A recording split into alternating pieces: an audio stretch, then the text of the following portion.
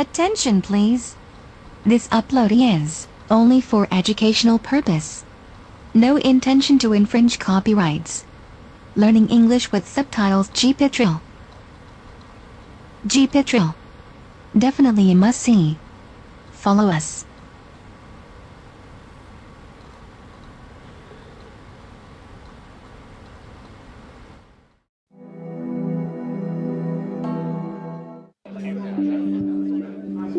There is a possibility that Heather West could be buried in the garden. We have located possibly 2 other people. Officers searching the Cromwell Street address have this morning discovered what is considered to be evidence of further remains.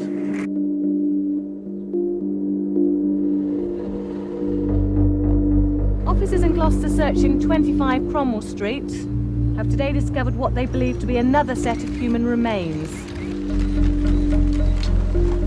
Police in Gloucester searching 25 Cromwell Street last night discovered yet a further set of human remains. The dig for bodies at Cromwell Street continued week after week, and the initial fascination turned to horror as the sheer scale of the number of victims became apparent. Fred quickly confessed to the murder of Heather, and he gradually started to tell the police about more victims. When the game was up, then he gave some assistance. Not least was finding his first wife when we went out to find her body. Howard Ogden had worked as Fred's lawyer on previous cases. Now he had to watch as the police unearthed long-buried bodies. You know, as a lawyer, you're dealing with matters with a little bit of distance. You have to have a little bit of distance in order to be able to advise, in order to keep your professional composure. And looking into those graves really crosses a divide into the other side of the equation, which is the work of the police and the distress to the families and, of course, the awful end of the respective victims. Parents who had lived for years without knowing what had happened to their daughters were now faced with a terrible truth. Well, at first I said that I didn't want to hear how Alison died. I didn't want to know what had happened to her at all. I just wanted to remember her in the picture. But with Alison being gone for so long,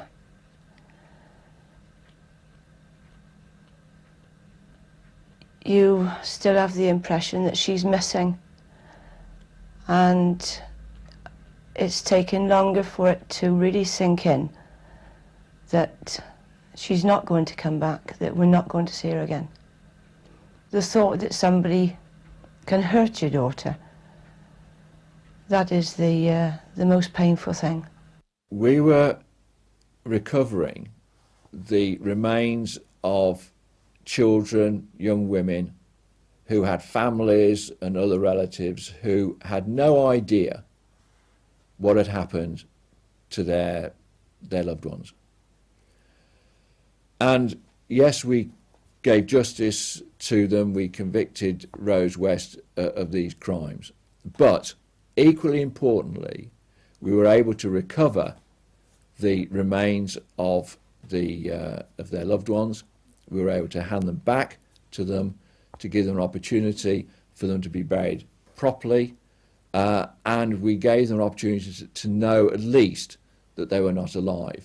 Caroline Roberts relived the ordeal she had gone through more than 20 years before when she gave evidence in court. When you've lived your life thinking you're a victim and expecting to die young, you don't try to do anything with your life, you just kind of plod along with that. And then to find out, you know, I earned myself some self-respect by going in the witness box and doing a good job. So my life changed, and I've gone from being a victim to a survivor. By the time they stood in the dock together after the arrests, it was clear that Rose had turned her back on Fred. It was a chilling moment when Rose walked into the dock and wouldn't look at him, because he had been confident of their relationship, and I think it hit him like an express train. Fred's suicide left Rose to face justice alone for their joint murders. But Rose refused to admit anything, leaving no insight into who was the driving force within the relationship. My memory of her is of a belligerent, manipulative, deceitful person. And indeed, many people would tell you that Rose was the dominant force in this partnership. I find it impossible to accept that she was the dominant figure, or ever became the dominant figure. I don't think that, given the fact that Fred had already murdered Anna McFall and Rena Costello, I don't see how anything could change in that dynamic. Fred was already doing what he was doing. But the biggest question remains, how many others did they kill? There are long periods where apparently there are no victims. Now, I think the police asked the question, well, why are there these gaps? Why is he murdering 3 girls in 1 year and he's murdering nobody apparently the next year? Well, the answer to that may be that he was murdering young women in the other years, but the police just haven't found them. The police had the theory that there was a lot more to come out, and Fred would have bought time. You know, he'd have come up with a snippet of information for a day out from prison, you know, and it would have, you know, perhaps a bit of extra tobacco, you know, break the monotony. And that was what they were counting on, and they thought that was the way it would work, but of course that wasn't to be. You have to be realistic about what you can actually achieve, and you know, closing it doesn't mean say you're not interested. Closing it is a realistic saying there is nothing further we can pursue in this case. Rose is now the only person who knows the truth. They both knew what they'd done, and assuming that they would obviously discuss this to them between themselves, obviously. But I think Rose is probably the only one. Well, I think she knows exactly what happened to Mary. Whether she will ever disclose it, I really don't know. If Rose West was asked now about what happened to Mary Bastholm, I think if she knew, she would say so. Or if she knew anything, she would say what she did know. I would hope so. And I would hope, if she hasn't already, if there is any information she's got to help clarify some of the unknowns, some of the haunting unknowns about the Cromwell Street case, that she would be willing to share those. Will she at some point say, well, I think I ought to, as a human being, give that same opportunity to other people, you know, to other families, because there are other things I need to tell you about. I don't know.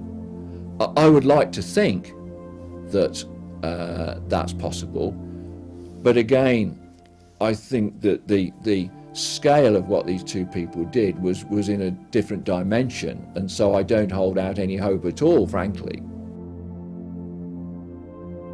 20 years on, the depravity of the murders carried out by Fred and Rose West still has the power to shock. And that is intensified by the fact that there is still so much we don't know. It was desperately sad, but in a way that was so dark and so unusual, it has a sort of quality of a horror story about it. And it's also very fascinating that, you know, we haven't had many Fred and Roses. I would say in the annals of mass murder since the war, they're one of the the 5 most extraordinary stories, along with Brady and Hindley and Dennis Nielsen. They're really up there with the Yorkshire Ripper. And they have qualities that the others don't have, this married couple quality, Fred and Rose. I mean, it's a double act.